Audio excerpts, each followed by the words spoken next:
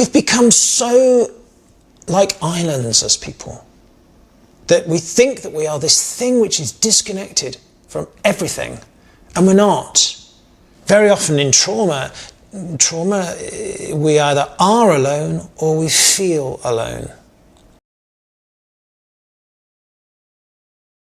I recently heard something which was music to my ears from a theatre director, that they realised that it takes approximately 12 minutes for the entire audience's heart rhythms to synchronise after the beginning of starting to watch a show. Now that is heart coherence, or it's part of it. So what's heart coherence?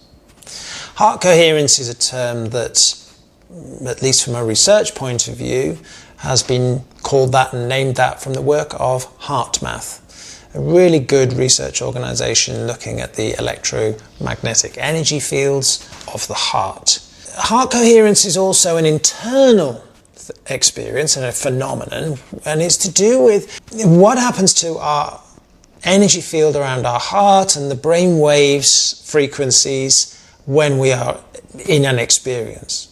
If we're very, very stressed and dysregulated and slightly out of capacity, then this can lead to dysregulation or a lack of heart coherence with the mind's brainwaves. This happens, it's a human phenomenon, but hopefully we come back into a greater heart coherence with our own mind. And health is better when we are in a coherent state internally.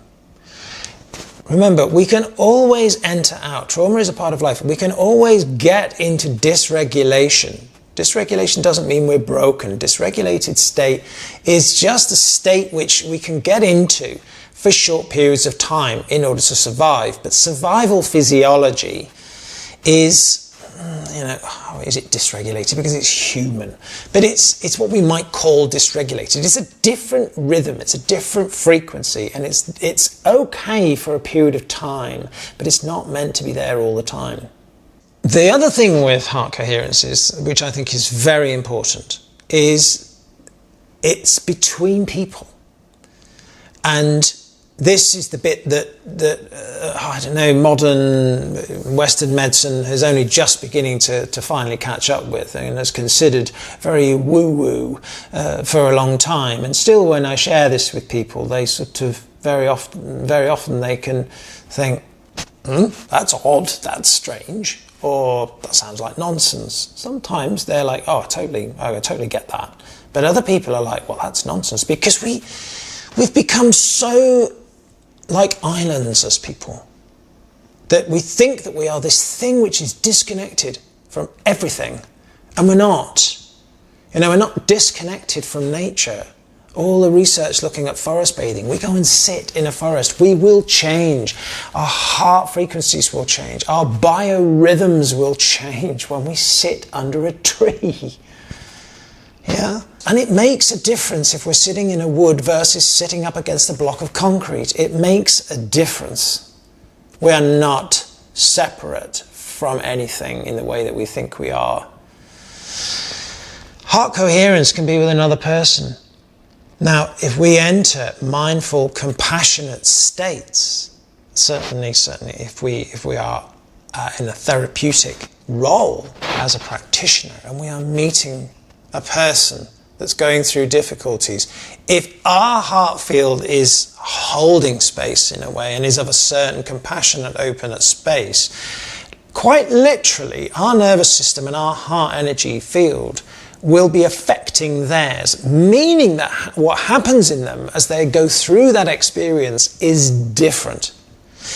Very often in trauma, we either are alone or we feel alone.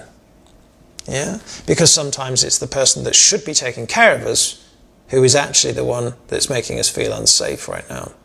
And so even then, how do we cope? Well, we become alone in a way.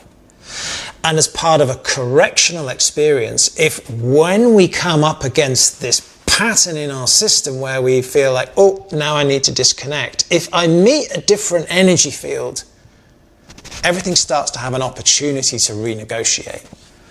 So heart energy fields, heart coherence within ourselves and between human beings is a really powerful healing phenomenon.